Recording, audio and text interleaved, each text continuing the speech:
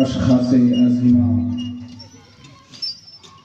ملی و فلاحی و رفاہی کام میں بڑھ چڑھ کر کے حصہ لینے والی عظیم شخصیت خانقاہ رحمان پور کا ایک عظیم فرد فرید حضرت خواجہ شاہد صاحب قبلہ اور علم و ادب کے ماہر فقہ و فتاوی سے کافی دلچسپی رکھنے والی ایک عظیم ترین شخصیت حضرت مفتی مجیب الرحمان صاحب قبلہ مدظر اللہ علیہ اور ہمارے عزیز گرامی وقار خطیب برکوار عالم ذی وقار حضرت علامہ قاری احسان الحق صاحب قبلہ نعیمی ماہر نظامت حضرت علامہ ساجد الرحمان صاحب قبلہ نائب ناظم اعلیٰ مدرسہ معینیہ چشتیہ تفسیر القرآن کلداسپور بلبل باغ مدینہ حضرت حافظ القاری اعجاز انجم صاحب لطیفی السلام علیکم ورحمۃ اللہ وبرکاتہ نحمده ونصلي ونسلم على رسوله الكريم اما بعد فاعوذ بالله من الشيطان الرجيم بسم الله الرحمن الرحيم ان اولياءه الا المتقون صدق الله العظيم وصدق رسوله النبي الامين الكريم ونحن على ذلك لمن الشاهدين والشاكرين والحمد لله رب العالمين. آئیے ایک مرتبہ عقیدت و محبت کے ساتھ جھوم جھوم کر کے درود شریف پڑھیں. اللہم صلی علی سیدنا شفیعنا حبیبنا مولانا محمد علیہ الجود والإکرام وآلہ وصحابہ بارک وسلم. صلی علیہ صلاۃ و سلام علیک یا رسول اللہ یا حبیب اللہ صلی اللہ تعالی علیہ وسلم. شاعر کہتا ہے جو نظر کو نواز دے مجھے اس نظر کی تلاش ہے. جو نظر کو نواز دے مجھے اس نظر کی تلاش ہے. جو نظر کو نواز دے مجھے اس نظر کی تلاش ہے. تیرے درد سے جو آشنا مجھے اس جگر کی تلاش ہے. تیرے درد سے ہو جو آشنا مجھے اس جگر کی تلاش ہے. تیرا ذکر میرا وضو دل تیری فکر میری نماز جا. یا رسول اللہ تیرا ذکر میرا وضو دل تیری فکر میری نماز جا. تیرا عشق بیت حرم بنے مجھے اس شہر کی تلاش ہے. تیرا عشق بیت حرم بنے مجھے اس شہر کی تلاش ہے. میں اسیر حلقہ اینوا تو امیر کشور لامکان. میں اسیر حلقہ اینوا تو امیر کشور لامکان. اے حبیب خالق دو جہاں تیری ایک نظر کی تلاش ہے. اے حبیب خالق دو جہاں تیری ایک نظر کی تلاش ہے. اے ہواؤ لالو رنگ بو میرے روبرو ہے وہ خوبرو. اے ہواؤ لالو رنگ بو میرے روبرو ہے وہ خوبرو. کوئی کہہ دے آج عید ہے کوئی کہہ دے آج عید ہے مجھے اس خبر کی تلاش ہے. کوئی کہہ دے آج عید ہے مجھے اس خبر کی تلاش ہے. چند منٹ کے لیے آپ کے بیچ حاضر ہو آیا. دو چار کلمات بول کر کے میں رخصت ہو جاؤں گا. نہ ہی یہ وہ موقع وہ محل ہے کہ کوئی وسیع و عریض خطاب کیا جائے. پیارے آقا کے پیارے دیوانوں آپ سب عقیدت و محبت کے ساتھ یہاں بیٹھے ہیں اور خانقاہ رحمان پور تقیہ شریف سے آپ لوگوں کا بڑا گہرا تعلق ہے. اور کیوں نہ گہرا تعلق ہونا چاہیے کیونکہ اہل ایمان اور اہل محبت کی یہ پہچان ہے. جہاں کہیں بھی محبت کی بو ملے جہاں کہیں ایمان کی دولت کا عظیم ذائقہ اور ٹیسٹ ملے تو ہر وہ شخص جو ایمان کی دولت سے پیار کرتا ہے ہر وہ شخص جسے محبت سے محبت ہے تو ضرور اہل محبت کی بارگاہ میں جا کر کے اپنے رشتے محبت کو جوڑ کر کے اپنے کل اظہار کو منور و مجلہ کرتا ہے. اسی لیے آپ سب اپنی محبتوں کا خراج الفتوں کا خراج پیش کرنے کے لیے سب حاضر ہوئے ہیں. اور ایک عظیم بزرگ سیدہ خواجہ فرہاد رحمۃ اللہ تعالی علیہ کے سالانہ پروگرام کے موقع پر ہم مقصد یہاں حاضر ہوئے ہیں، خانقاہ رحمان پور کے تعلق سے میں 2-3 بات عرض کروں گا۔ جہاں تک میرا مطالعہ ہے میں کوشش کروں گا 2-4 بات تھوڑی سی علمی کروں۔ یہاں اور بھی علماء اکرام کی تعداد کافی وسیع و عریض ہے، ان کا بھی خطاب یا نایاب سننا ہے۔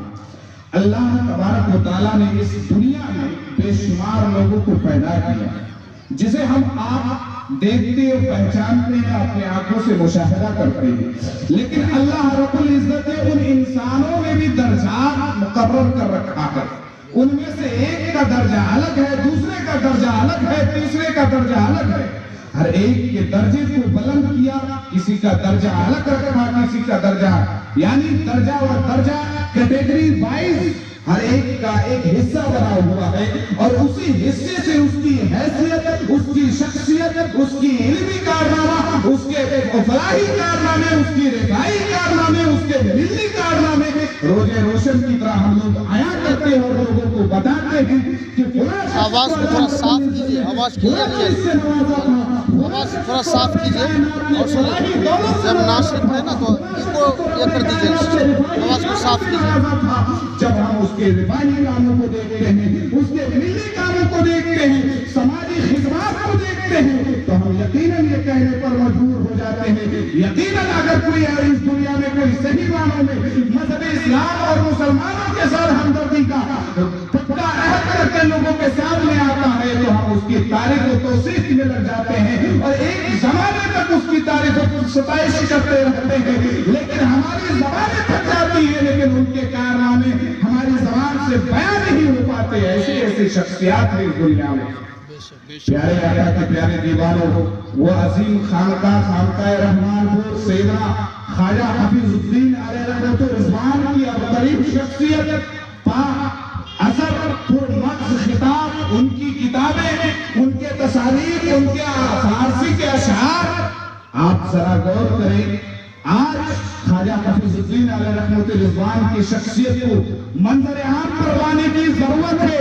انہوں نے جو خدمتی، جو ملی اور سماجی اور علمی خدمات انہوں نے جو دیا ہے، ان کی جو انہوں نے جو تصانیف کیے ہیں، جو انہوں نے کتابیں لکھی ہیں، جو پوشیدہ ہو چکی ہیں، جو مارکیٹ میں موجود نہیں ہے، بلکہ خانقاہ سے جڑے رہنے والے ہر ایک مرید کو یہ عہد کرنا ہوگا اور خانقاہ والوں کو یہ توجہ دلانی ہوگی کہ خواجہ حفیظ الدین اور ان کے خانقاہ کے جتنے معززین اور عالمین نے ساری کتابیں لکھی ہیں، ان کے ساری کتابوں کو منظر عام پر لا کر کے یہ بتانا دیا جائے کہ خواجہ حفیظ الدین صرف مریدی کا کام نہیں کیا کرتے تھے، لوگوں کو صرف جوڑنے کا کام نہیں کرتے تھے، جس طرح لوگوں کے دلوں کو اپنی طرف موڑنے کا کام کرتے تھے، وہی مذہب اسلام کی صحیح ترجمانی اور تصانیف کے دائرے میں رہ کر کے مذہب اسلام کا بول بالا کیا۔ انہوں نے جو تصانیف کی ہیں، ان تصانیف کو بھی مارکیٹ میں لانے کی ضرورت ہے۔ ابھی آپ پریشان ہو جائیں کہ خواجہ حفیظ الدین نے کتنی کتابیں لکھی ہیں۔ آپ سب خانقاہ رحمان پور سے تعلق رکھتے ہیں، بتاؤ، آپ سے ہم سوال کرتے ہیں، ہم تو چند دن کے ہیں، آپ ہم سے کئی گنا عمر زیادہ رکھتے ہیں، لیکن آپ یہ بتائیے کہ خواجہ حفیظ الدین نے کتابیں لکھی تو کتنی لکھی ہے، نام کیا ہے؟ آپ جواب نہیں دے پائیں گے۔ اس کا مطلب یہ ہے کہ آپ صرف پیری مریدی سے دلچسپی رکھتے ہیں، خدمات سے آپ کو کوئی لینا دینا نہیں ہے، بلکہ صحیح مرید کی نشانی یہ ہے کہ خواجہ حفیظ الدین نے جو اپنے کارنامے انجام دیے ہیں، ان کے جو کارنامے ابھی بوسیدہ پڑے ہیں، منظر عام پر لا کر کے فخر سے ہم یہ بیان کر سکتے ہیں کہ خواجہ حفیظ الدین کے خانوادے کے لوگ صرف پیری مریدی کر کے اپنے دل کو موڑتے نہیں ہے، بلکہ جہاں کہیں بھی ایمان کی کمی ہوتی ہے، اپنے تصانیف کے ذریعے ہر ایک کا رد بلی بھی کرتے ہیں۔ بے شک بے شک، ایسی خانقاہ ہے، لیکن ان کے تصانیف اتنے بوسیدہ ہو چکے ہیں، اور ان کے تعلق سے غیروں نے جو خلفشار مچایا ہے وہ بیان سے بھی باہر ہے۔ آج ہی میں مطالعہ کر رہا تھا، دوران مطالعہ کسی بدعقیدہ نے الزام لگایا خواجہ حفیظ الدین کے بارے میں کہ خواجہ حفیظ الدین وہ وسیلہ کے قائل نہیں تھے، وسیلہ کے قائل نہیں کہ بزرگ سے وسیلہ دعا مانگ کر کے جو مزاروں پہ ہم جاتے ہیں وہ قائل نہیں تھے، ऐसा भी ख्वाजा हफीजुद्दीन के बारे में लोगों ने लिखा है। और ये भी लिखा है कि ख्वाजा हफीजुद्दीन सन 1333 हिजरी में उनकी वफात है, 1245 हिजरी में उनकी विलादत है। लेकिन आपको भी ये मालूम नहीं होगा कि हुजूर ख्वाजा हफीजुद्दीन की विलादत कब हुई है, उनकी वफात की तारीख क्या है। लेकिन आपको याद करना होगा उनकी तारीख विलादत क्या है, उनकी तारीख वफात क्या है, उनके कारनामे क्या है। वो लिखता है अपनी किताब में कि ख्वाजा हफीजुद्दीन का ताल्लुक महमूदुल हसन नदवी से बड़ा गहरा ताल्लुक था। वो हम ख्याल थे। बताइए, जो महमूदुल हसन नदवी अशरफ अली थानवी का मोतकिद हो, रशीद अहमद गंगोही का मोतकिद हो और कासिम नानोतवी जैसे बद किरदार मौलवी का शैदा हो, वो कैसे ख्वाजा हफीजुद्दीन महमूदुल हसन के हम ख्याल हो सकते हैं। ये सब नामुमकिन और मुहालात में से है कि सैयदना ख्वाजा हफीजुद्दीन उसके हम ख्याल हो सकते हैं। ये लिखता है, साफ साफ लिखता है। लेकिन अगर ऐसा ही होता और ऐसे ही लोग लिखते रहे और हर कोई ये याद रखिए, जो चीज कीमती होती है, जो चीज नुमाया होती है, हर कोई उसको अपनाने की कोशिश करती है। यही वजह है कि ख्वाजा हफीजुद्दीन अपने सीमांचल में अपने इल्म हुनर का जो डंका बजाया है, अपनों ने भी तस्लीम किया और गैरों ने भी तस्लीम किया, और गैरों ने ये कोशिश की कि इसे हम अपने जुमरे में ले आए ताकि हमारा भी नाम इनके सत्ते से हो जाए। लेकिन उसको तारीख को मरोड़ करके ऐसा बयान करने की कोशिश की है। जानते हैं आप ख्वाजा हफीजुद्दीन के बारे में गैरों ने क्या लिखा? साफ साफ लिखा है कि ख्वाजा हफीजुद्दीन आलिमुल गैब, हुजूर को आलिमुल गैब मानते थे, जबकि हुजूर सर्वे कायनात को आलिमुल गैब मानते थे। लेकिन एक फनी गुफ्तगू है कि आलिमुल गैब किसे कहा जाता है और आलिम गैब किसे कहा जाता है। यहाँ मुफ्ती मुजीबुर रहमान साहब किबला तशरीफ फरमा है। आलिमुल गैब कोई भी सुन्नी सहीउल अकीदा हुजूर को आलिमुल गैब नहीं मानता है, बल्कि हर सुन्नी सहीउल अकीदा हुजूर को आलिम गैब मानता है। आलिमुल गैब और आलिम इल्म गैब में highly difference between knowledge of unseen and knowledge of all unseen, highly difference। यानी आलिमुल गैब और आलिम गैब। आलिमुल गैब का मतलब ये होता है कि हर चीज का गैब का इल्म हुजूर को है। अब यहाँ इतराज करने वाला ये इतराज कर सकता है कि आलिमुल गैब सिर्फ अल्लाह रब्बुल इज्जत की जात है, क्योंकि कुरान में अल्लाह को आलिमुल गैब कहा गया है। और आलिम गैब का मतलब यह है कि उन सारे गैब की बातों को रसूल जानते हैं जितना रब्बे कायनात ने मेरे मुस्तफा को दिया। मेरे मुस्तफा को रब्बे कायनात ने जितना इल्म दिया उतना ही हुजूर जानते हैं। लेकिन सारे इल्म गैब को मुहीत कर लेना और आलिमुल गैब में जो अलिफ लाम मौजूद है, ये फनी गुफ्तगू है कि अलिफ लाम जो ये मौजूद है उसके 4 अक़साम है, 4 काइंड्स, उसके 4 तक़सीम अलिफ लाम के। उनमें से अगर हम मुराद ले ले इस्तिग़राक़ी का तो ये शिर्क हो जाए कि आपने हुजूर को रब्बे कायनात से मुसावी करार दे दिया, और किसी शय को रब्बे कायनात का मुसावी करार दे देना, उसके बराबरी को करार दे देना, ये शिर्क हर कोई हर किसी के यहाँ। तो यही लोगों ने लिखा ख्वाजा हफीजुद्दीन के बारे में कि हुजूर ख्वाजा हफीजुद्दीन आलिमुल गैब के कायल थे, यानी शिर्क किया काम करते थे। अब बताइए, जब हम उनके बारे में तसानीफ को मार्केट में नहीं लाएंगे, उनके कारनामे क्या है, बदअकीदा हमारे पीछे कौन सी चाल चल रहा है, अगर उन सारे कारनामों को हम खुल करके नहीं लाएंगे तो कौन लाएगा?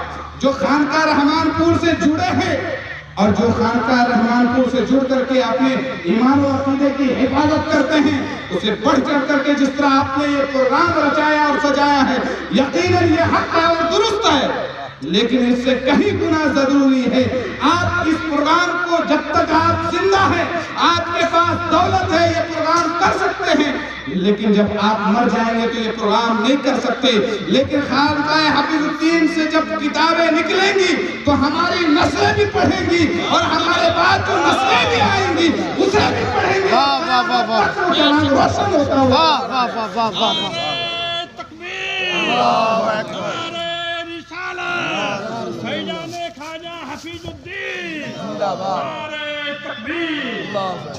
اس بات کی اہم ضرورت ہے.